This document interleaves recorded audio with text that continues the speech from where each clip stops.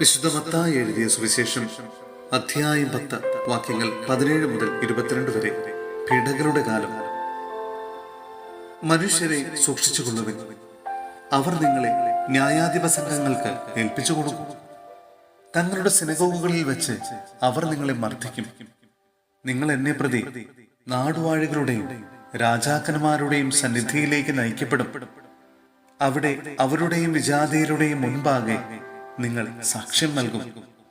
അവർ നിങ്ങളെ ഏൽപ്പിച്ചു കൊടുക്കുമ്പോൾ എങ്ങനെ പറയണമെന്നോ എന്തു പറയണമെന്നോ നിങ്ങൾ ആകുലപ്പെടേണ്ട. നിങ്ങൾ പറയേണ്ടത് ആ സമയത്ത് നിങ്ങൾക്ക് നൽകപ്പെടും.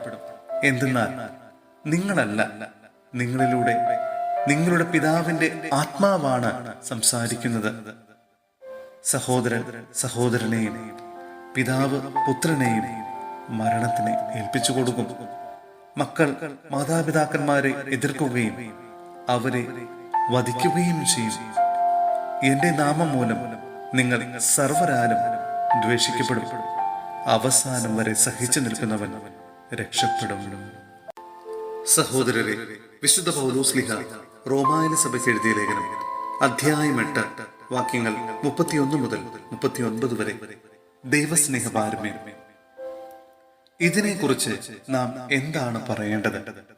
ദൈവം നമ്മുടെ പക്ഷത്തെങ്കിൽ ആര് നമുക്കെതിരെ നിൽക്കും?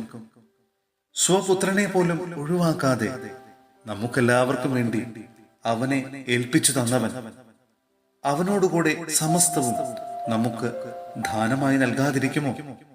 ദൈവം തെരഞ്ഞെടുത്തവരുടെ മേൽ ആര് കുറ്റം ആരോപിക്കും? നീതീകരിക്കുന്നവൻ ദൈവമാണ്. ആരാണ് ശിക്ഷാവിധി നടത്തുക? മരിച്ചവനെങ്കിലും ഉത്ഥാനം ചെയ്തവനും ദൈവത്തിന്റെ വലതുഭാഗത്തിരുന്ന് നമുക്ക് വേണ്ടി മാധ്യസ്ഥം വഹിക്കുന്നവനുമായ യേശു ക്രിസ്തു തന്നെ. ക്രിസ്തുവിന്റെ സ്നേഹത്തിൽ നിന്ന് ആര് നമ്മെ വേർപ്പെടുത്തും? ക്ലേശമോ ദുരിതമോ പീഡനമോ പട്ടിണിയോ നഗ്നതയോ ആപത്തോ വാളോ?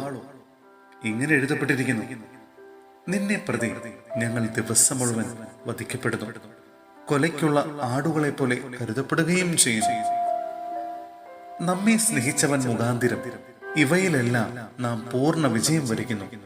എന്തെന്നാൽ മരണത്തിനോ ജീവനോ ദൂതന്മാർക്കോ അധികാരങ്ങൾക്കോ ഇക്കാലത്തുള്ളവയ്ക്കോ വരാനിരിക്കുന്നവയ്ക്കോ ശക്തികൾക്കോ ഉയരത്തിനോ ആഴത്തിനോ മറ്റേതെങ്കിലും സൃഷ്ടിക്കോ നമ്മുടെ കർത്താവായ യേശു ക്രിസ്തുവിലൂടെയുള്ള ദൈവസ്നേഹത്തിൽ നിന്ന് നമ്മെ വേർപെടുത്താൻ കഴിയുകയില്ലെന്ന് എനിക്ക് ഉറപ്പുണ്ട്.